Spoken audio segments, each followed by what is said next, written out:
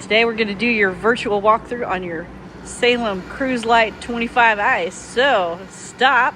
Collaborate and listen. We're going to start up here on the tongue jack. So you've got two buttons here. One is going to turn your light on and off for disconnecting and hooking up in the dark. The other one is going to raise and lower your tongue jack. So you've got retract, which is going to raise the front end, or it's going to lower the front end, and extend, which is going to raise the front end up. Down here on the side, you've got your 7-way, which is going to hook to your vehicle, and that's going to provide you with your turn signals, your brake lights, your running lights, and it's going to charge the battery when it is plugged in. You've got your two secure tow chains here. These are going to connect to your vehicle to give you a secure connection, as well as your emergency breakaway cable. This is going to hook to the same spot that the tow chains do, but preferably not the tow chains. And then if for whatever reason this comes unhooked from your vehicle, that will pull the emergency brakes to keep it from rolling back down the highway. Behind that, underneath this, is your two 20-pound propane cylinders. They're kept underneath this cover to keep the elements away from your tanks. You can undo the bolts here. Spun it too hard. Come on. Up underneath here are your two 20-pound cylinders that are full other than what we use to PDI the unit, as well as your auto change regulator. This regulator has a dial on the front of it that'll go from red when there's no gas flow to green when there is gas flow. The little arrow on the side of it is for your benefit. It's actually on this side here. So that tells you which tank you're currently drawing from. So then you'll line it up with the tank. You'll open your tank up. If for whatever reason this one goes empty, you can just open this one up as well. It will automatically pull from the other tank, so that way you can take the empty one off and go and get it filled and replaced. When you do remove the cover, you always want to make sure that the locking bolts are as close to the unit as possible. That'll keep the wind from pulling this cover off when you're traveling down the road. And that these two little nuts here are tight. Behind that, you do have your 12-volt Marine RV battery, deep cycle. It is under this box to keep it protected from the elements, as well as back here you have your battery disconnect. This little switch here will go from on to off.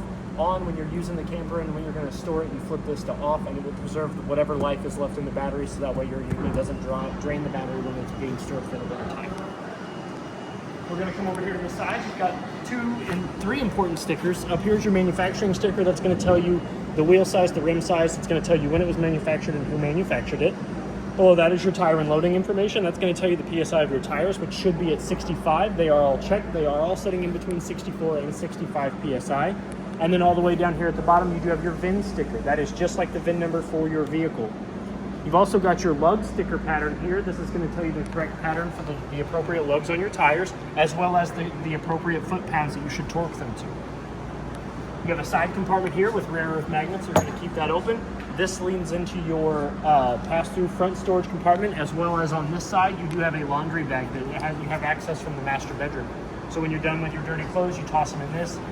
You don't have to go inside your camper to get it. You can take this bag off, go to the laundromat, and get your clothes washed.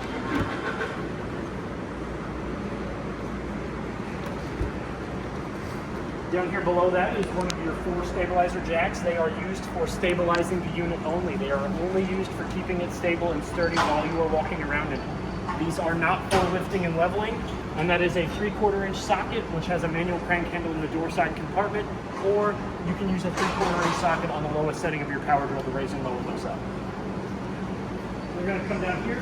If you notice here on the bottom portion of your slide, you do have a sticker that says your galley tank. So if we look underneath, right there, that is your galley tank drain. So that is going to be your kitchen sink drain. So if you're on your control panel, you see the galley's full, you're going to hook your sewer hose to that, run the other end to the proper dump station, you're going to pull that valve there, and your kitchen sink holding tank will drain out of that. Your 2 tires here, like I said, the PSI has been checked. They're sitting in between 64 and 65, and the lugs have been torqued to 100 foot-pounds as per the side of this sticker and the one up there, and they have been torqued in the pattern of the one of the sticker up at the front. So now that we're done here, we're going to come over here. You've got your black tank flush here at the top, so this is where you're going to open up. You're going to stick your hose and regulator onto this, and I always recommend a regulator when you're running any water from a hose to your unit.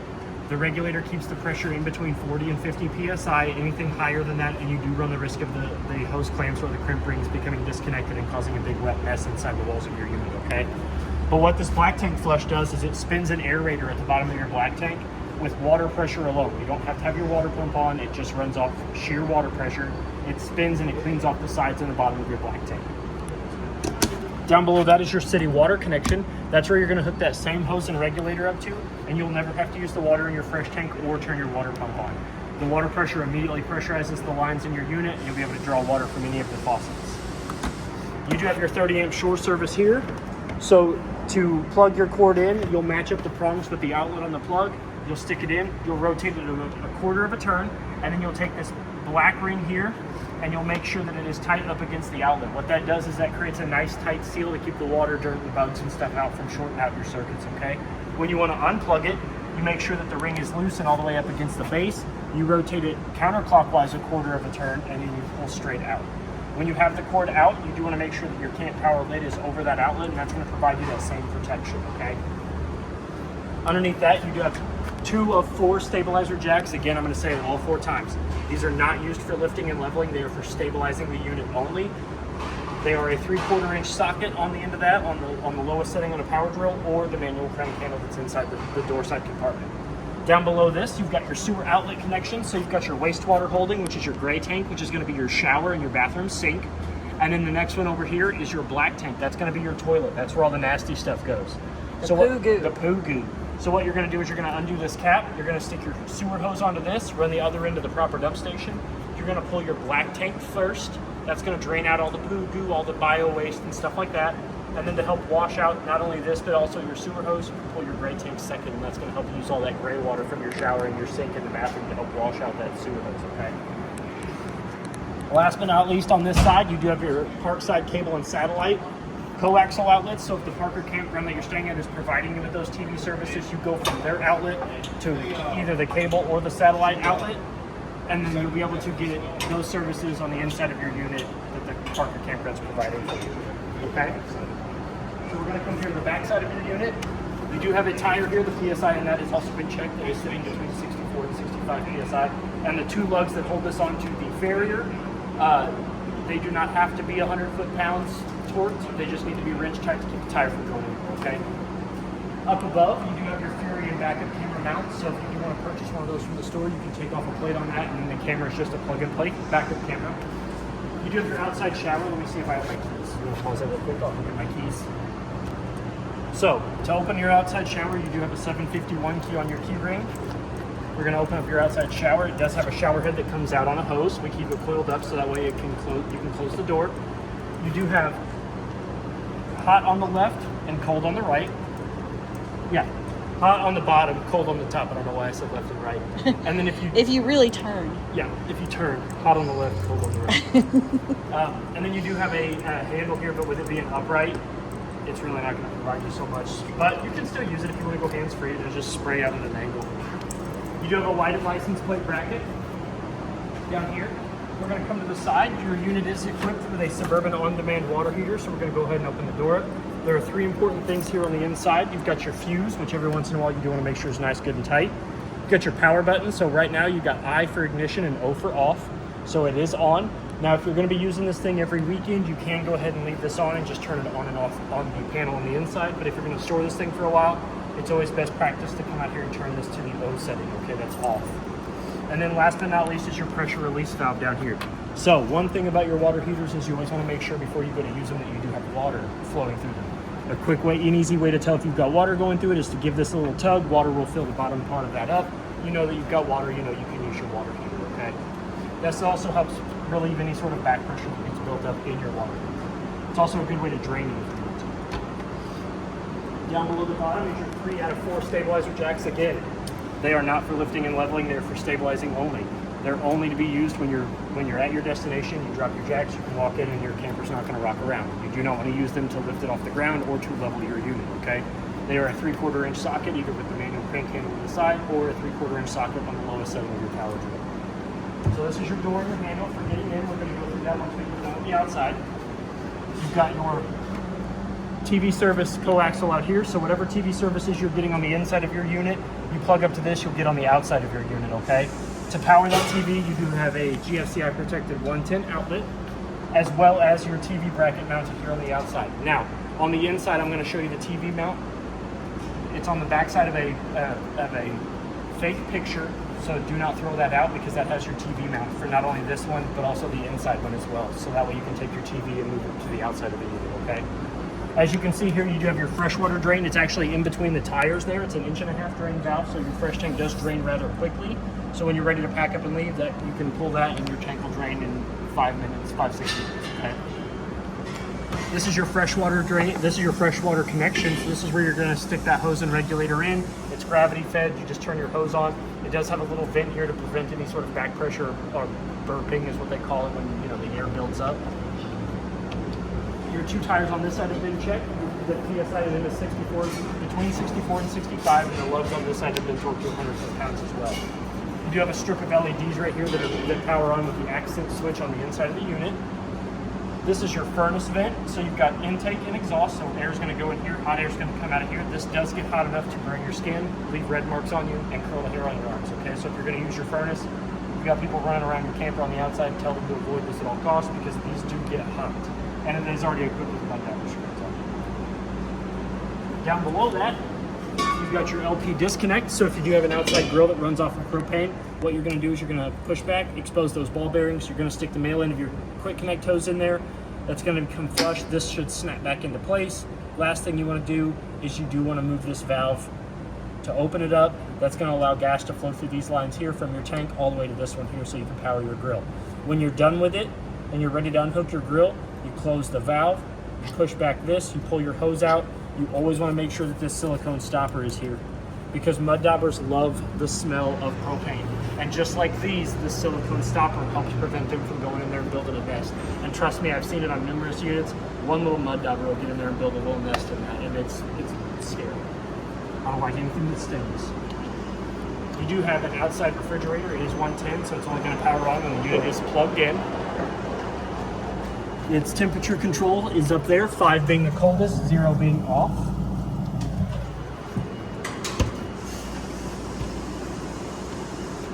We're going to come up here to the front. You do have your 410 final stabilizer jack. Again, they are not for lifting and leveling. They're just to keep it sturdy while you're walking around in it. It is a 3/4 inch manual crank handle in this side compartment here, or the 3/4 inch socket on your lowest setting of power grill. Here's your manual crank handle. If you look up underneath here, I will point out when you're storing stuff in the side compartment, do be conscious of that motor right there. That is for your Versatil bed in the bedroom. If you put anything under there that will impede that, your Versatil will not go up and down. And you do have a dry erase surface on this door here, so you can let the kids doodle, draw, whatever, put in store what you need to get, put in there what's in that. So Make a list of how many more throw pillows you need. Right. Trey loves throw pillows. So this is what your door should look like in travel. Your handle should be in front of your door. I like to put it in front of the door because not only does it fold it inward, but it also helps prevent the door from opening up if you forget to lock it for whatever reason. So we're going to lift up on the handle. We're going to swing it out. We're going to drop it down. We're going to open the door and we're going to make sure that the door is open all the way. It's very important that you open the door all the way because if you don't and you go to lower your steps, these 2 side brackets here will rub up against the door and it can do damage to your door, the door frame, the threshold, or the stairs. Next, we're going to go ahead and pull on this blue tab, which is going to unlock the stairs. We're going to fold them down. What we're going to do next is we're going to make sure that this black plate here is flush with the silver threshold. If for whatever reason you lower the steps and it is not flush with the threshold, you're going to come down here at the bottom. You're going to push in on these 2 silver tabs here, which are going to let the feet articulate. You can articulate them between 15 to 18 points, and you can adjust that to any height that your stairs come down at, okay? But you do want to make sure that this is flush because that helps your door close and open easily, and it also prevents damage to the bottom of both of your doors, okay? While we're down here, I do want to point out your low water drains. They are those red and blue lines right there with the valves on the end of them. Those are used for winterizing and dewinterizing of your unit. Now that we're done with the outside, let's go ahead and go to the inside. We're going to start here at the control panel. So it is prepped for solar. So if you do want to get wired solar, you do have a panel for that. This is your control panel. We're going to go ahead and turn some lights on because it is dark in here. So I'm going to hit the button that says main. That's going to turn on the strips of LEDs that run the ceiling length, okay? Next is your accent lights. So if we turn that on, that's going to turn on your accent lights, which are lights above the slide. Next, you've got your awning light, which turns on a strip of LEDs that run the length of your awning tube. And then your exterior lights, which if we click that, that'll turn on the strips that are midway through the length of your unit. Last but not least, on the side here is your water pump button. That is how you're going to turn on and off your water pump. So if you have a full tank of water and you're boondocking it and you don't have City Connect, you'll come here, you'll hit that button. That will start to prime your water pump. That will start siphoning water from your fresh tank to fill the lines of your unit. Up here at the top, you have a Bluetooth connect button, so you can actually download the app. You can connect your phone to it. You can control the lights and all that stuff from your phone. So if you're out and about enjoying a day, you come home, you want to turn your lights on. As you're parking your toy, you're parking your golf cart, whatever, you can go into your phone, turn your lights on, do all that stuff from the app. Next, you've got your tank level reading. So you've got your fresh tank here, your black tank, your gray 1, which is going to be your bathroom sink and your bathroom shower, and your gray 2, which is your galley or your kitchen sink, okay? So these are all going to illuminate once you activate the motion sensor here, so you'll be able to see all 4 levels at all times. Fresh is your holding tank, black is your toilet, gray 1 is your bathroom water fixtures, gray 2 is your kitchen sink, okay? The next one over here is your battery level. So as long as it is plugged into the shore cord, it will read all 4 full, it will read charged. If you do want an accurate battery reading at the control panel, you do need to unplug it, okay? Next is your awning button. So you do have a retract and extend out, which is going to push out your awnings. I'm going to go ahead and extend them out a little bit, as far as I can.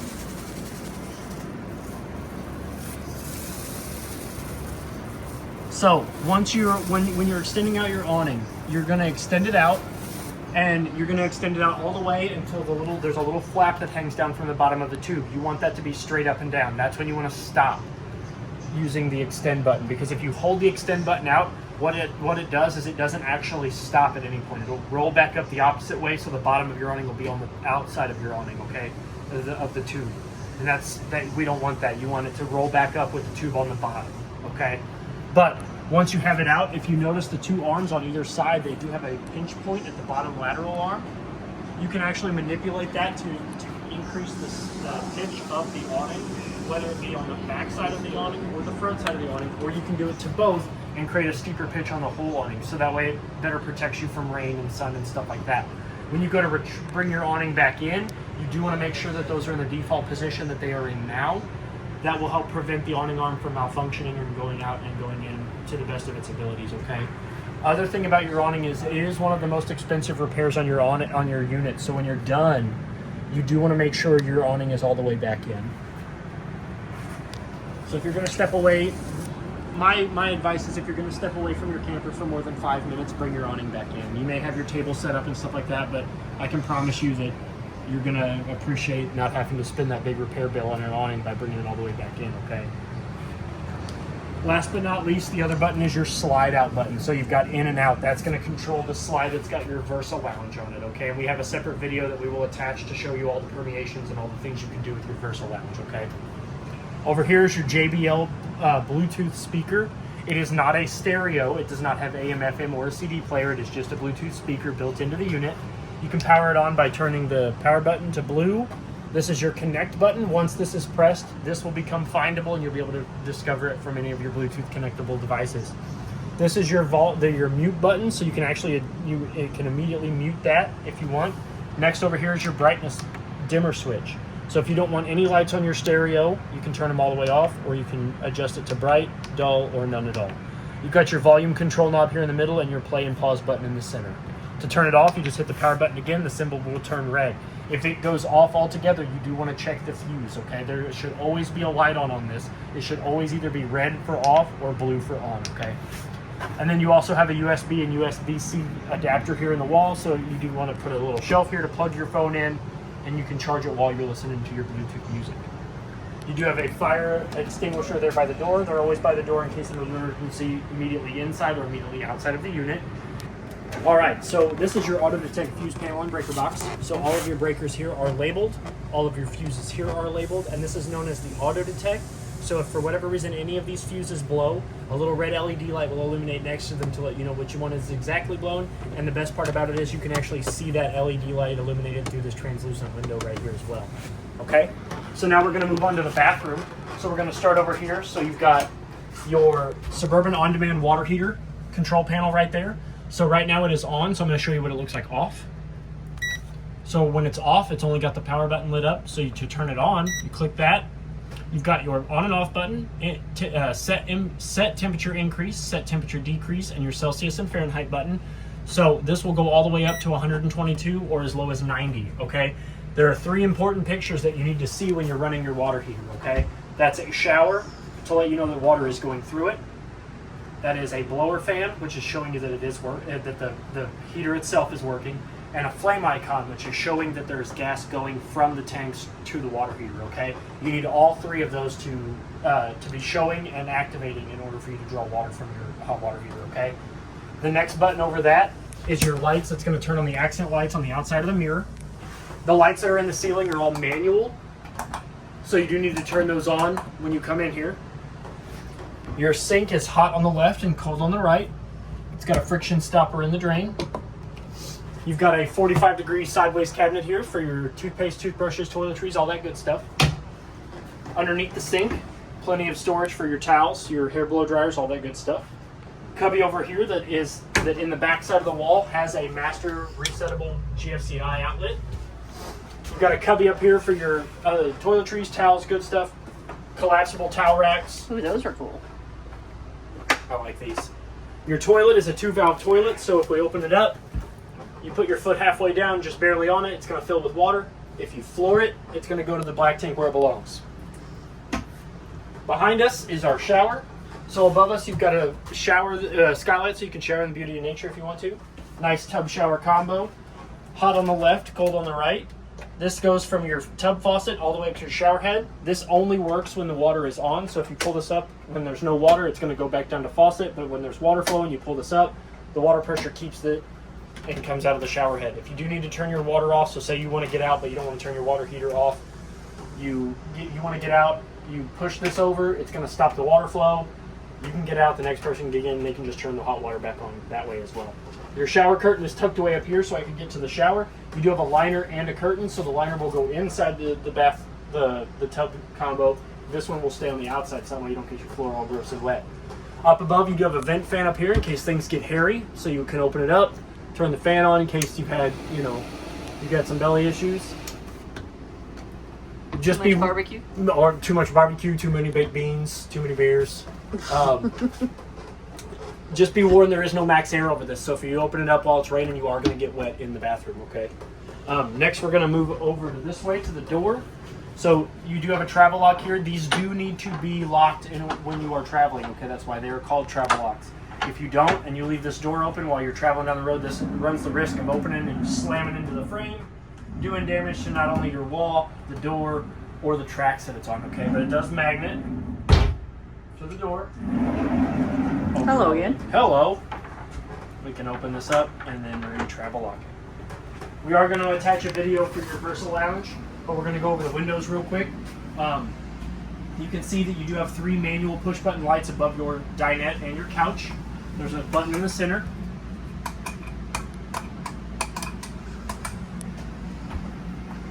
They all activate with that. The windows all open up by pulling down on the little tab in the center. You can slide the window open, as well as the screen will go as well. So they will work as alternate fire escape windows, even though they're not marked. Yes, please go out feet first. Yes, please. And the shades pull down, and if you want to open them up, you just tug on them, and they'll go back up gently, okay? We're going to come over here to the thermostat. So your thermostat is currently in standby. So to wake it up, you're going to click the wheel.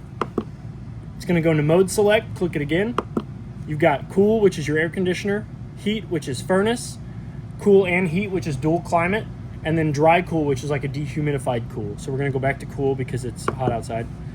Fan speeds are high auto, low auto, high and low. I'm going to recommend always keeping it on high. That's going to allow the compressor to do the maximum amount of work it needs to stay operable without freezing up or burning up. And it's also going to allow it to cycle. So on auto, if you have it set to 72 and it gets below 72, it's not going to come on, but if it gets above 72, then your air conditioner will kick on, okay? Then, like I said, the dry, or the cool and heat is dual climate, so if you set it to a degree, it will keep the furnace from letting it get too cold, and it will kick the air conditioner on to keep it too hot. But be in mind, that does use your furnace, which will kick your propane on, okay? And then the dry cool is, like I said, like a dehumidified cool, so if it's like really humid, or really like muggy, hot, you can suck that out and you won't be as like sweaty, gross, I guess. And then down below that, is your LP detector. That is your third and final safety feature in your unit. Again, I can't stress it enough. Check them every 90 days, test them. I always tell people test them every time you're coming in your unit. You know, you're stocking up for the weekend, you're getting ready to go out to a campground, test that, let it beep, let it do its thing. Test the smoke detector, let it beep, let it do its thing. Check the fire extinguisher. This guy right here will pick up any sort of intolerable levels of LP or carbon monoxide. So say you leave your burner on in your oven or your stove, you got gas buildup, that'll pick it up, save your life, okay? So over here on the wall, you've got two switches. The first one is your bedroom light, which is going to turn on also the manual lights above. So if you ever come in here and you flip that switch and only one of them comes on, don't fret, troubleshoot it first, make sure it's in the on position, okay? You've got your VersaTilt button, which up is going to bring the bed frame up. I like to call them Frankenstein beds.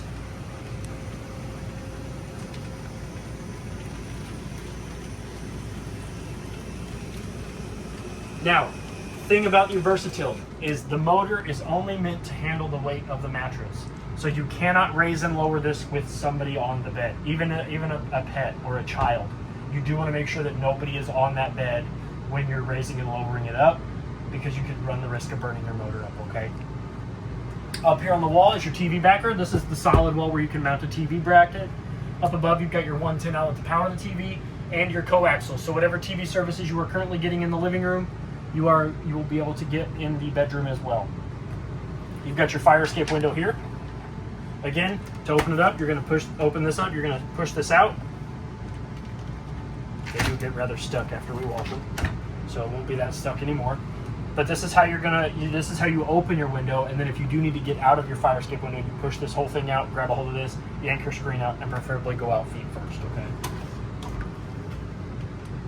Same kind of shade as in the living room. You've got two storage cabinets on this side. If I open this up, this one has that clothes hanging rod through the center. Down here, plenty of snack storage, as well as your laundry chute. Probably get some throw pillows in there. More throw pillows, yes, all of them. Both sides of the bed both have some shelved storage behind the headboard. This one has a little deeper shelf, so you guys are going to have to fist fight over it. You do have a 110 outlet and a USB and USB-C outlet on both sides. Those are for your CPAP machines, your alarm clock, your phone chargers, anything like that. Like I said, this side is a little deeper, so if you want the deeper side, you are going to have to fist fight over it. Above head, you've got storage for more throw pillows. One storage compartment with two individual doors. Over there, again, more shelf storage. This one also has a pet step, so if your pet likes to stay in bed with you, they can easily get up on your bed. Same window shade over there, as well as to open that window. It's got two pinch tabs in the center. You bring them towards each other and you can lift that window upwards. Behind you is a closet that also has your furnace vent down there in the bottom. You've got two air conditioner vents in the ceiling. Always remember, air conditioner vents are going to be up, furnace vents are going to be down. And usually they're black and white. So furnace vents are black, air conditioner vents are white. That's not always true, but for the most case, the furnace vents are always a darker color. Okay. So now we're going to come into this side of the unit. So this is your wonderful TV. Look how great the picture is on that. It's amazing. Now this is that picture I was telling you about. They don't throw away. Don't come in here and throw it away before looking at the back of it, because you just lift up the back of this. It is just a cardboard picture, but it does have your TV mount on the back of it. So before you go and get rid of this, take that off, because this is not only your TV mount for this, but also for your outside one. This is a grommet here, so you can run your power cord to your coaxial through the wall back to behind it, as well as your fireplace. So your fireplace cords and stuff are also back behind this. So your fireplace does have a remote. It's in this bag here. We'll get to that in just a second, but I did want to point that out. Set this here. So if we open this up, you do have a little bit of a pantry. Ooh, nice. The grommet leads up to your TV outlet up here. So when you do power a TV, so you've got your this is your cable and satellite. To get cable and satellite, this button here needs to be off. So you'll plug your coaxial up to here, make sure the button is off. To get antenna, you will plug your coaxial to this one and you'll turn the light on. So bottom light on is antenna, top light off is cable and satellite. And to power those, you do have a 110 outlet up here in the ceiling, as well as 4 shelves here, more shelves over here, and then there is a light up in here that's motion detected. So it's got off, always on, and motion detection. So once this light, once the door closes and about a minute goes by, that will go off. I'm gonna close that. I'm gonna go ahead and stick this amazing picture back up here. Got your Furrion refrigerator freezer. So to open it, you do need to press in here. Now I will tell you, when you are opening and closing it, do depress the handle in, because the only thing keeping your refrigerator really sealed is this right here. And if you go wrenching on this and you break that, your refrigerator is just gonna fly open whenever it wants to, okay? So you've got your temperature control up there at the top. This is your power button. You hold that for 3 seconds, it goes off. You hit this button here, you've got 1 being the lowest setting and 5 being the coldest setting, okay? And this is a 12 volt? Yes, yes. You can actually see that by, if you look up here, you go to rated voltage, it'll tell you 12 volt DC. This sticker is important. I always tell people not to remove that sticker, because if for whatever reason this breaks, the manufacturer is going to need that information in order for them to get a replacement for you. Freezer. It's got its own temperature dial up there in the back, so the bigger the gradient, the coldest, all the way to the right, and then all the way to the left is coldest, all the way to the right is colder. And I really like this because it also tells you about how long meat will last in your freezer. Not forever. Not forever. Up above your kitchen, you do have a little cubby, just like the one in the bathroom. Your mini blinds are your standard vinyl blinds. Pivot rod here. Pivot rod does work when they're locked into place. I always recommend either having these all the way up and open, or leaving them locked into the 2 little clear brackets on the side. Because you will need to either have them all the way up for travel or locked into the position for travel, just because you don't want them flopping all over the place and doing damage or breaking, because if you know, these are notorious for getting ruined. This window opens very similar to the 2 windows in the slide. Has a center clasp in the middle. Open that up, you can pull all the windows towards the refrigerator. Open it up that way. Your stove does have a glass top, but you cannot cook on it. It does get hot, but it does not get hot enough to cook on, so you do need to lift it up, creating a backsplash. Once you have that lifted up, you're going to go ahead and turn your burner lights on. That's going to let you know when your gas is going through. So you're going to push in on your burner. It's going to dull that light. You're going to rotate it to high. You're going to turn this one with the little striker symbols on it, and you're going to turn those strikers over. I don't know if I have gas on or not, but you're going to do this a couple times. The burner's going to ignite. You're going to hold this for a little bit. That thermocouple right there, that little copper rod there, that's going to get nice, good, and hot. Then you can let go, and it will stay lit. And then you can, once you have one lit, the other 2 will be easier to light. And then you have your microwave down here, which is also a convection microwave / air fryer. And it's got all the paperwork and all your stands and trays and stuff like that in it. Now, one thing I will tell you is be very mindful when you're reading this, because you do have to push buttons on this to make it unlock. Once it's done cooking, you have to hit this button here and unlock it. Okay? Because once it gets hot and it gets cooked up, that'll lock, so that way it keeps it from opening up when you're traveling down the road. You also have plenty of storage underneath this. This is also your antifreeze inlet for when you want to winterize your unit. Okay, so it's back there with the water pump. Your sink has a little robot here on the side. You've got hot all the way towards you, cold all the way up. To draw water, you're going to push the nose outward, okay? Your sink handle has a switch here for 2 functions, either faucet or sprayer. It will only stay on sprayer while there is water coming out of the end. You can slide the arm out of the way, do your spraying, do whatever stuff, bring it back, put your sprayer in there, and this also does swivel all the way out of the way. Nice big plastic basin sink, just like the stoppers in your sink at home. You've got 2 switches over there, well, 1 switch and an outlet. That turns on your accent lighting above the kitchen, as well as a GFCI protected 110 outlet there.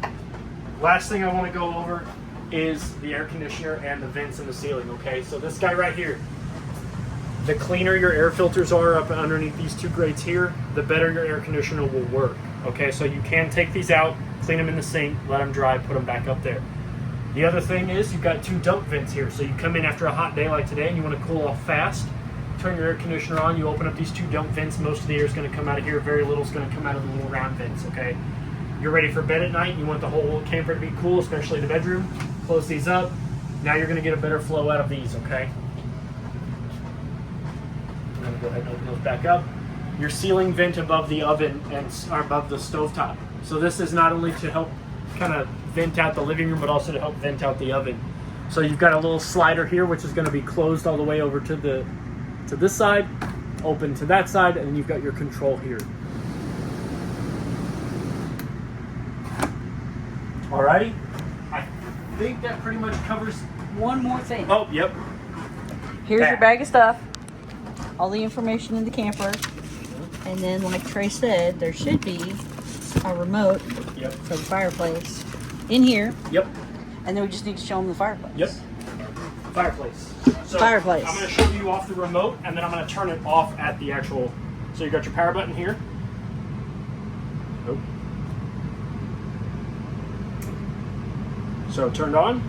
Your Celsius and Fahrenheit button. This is your. I'm too tall. That's a dimmer switch for your light control. So you can still get heat and have no lights. You've got a timer button here, which will allow this to kick on and on after a certain time interval. And then you've got your temperature increase and your temperature decrease button.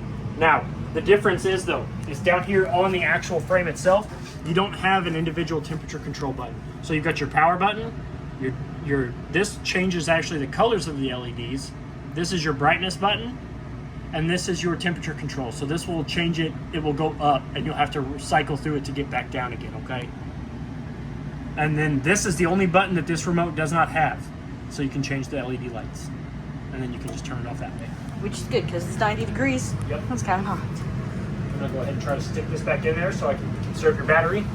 And we're gonna have that in your bag. Yep.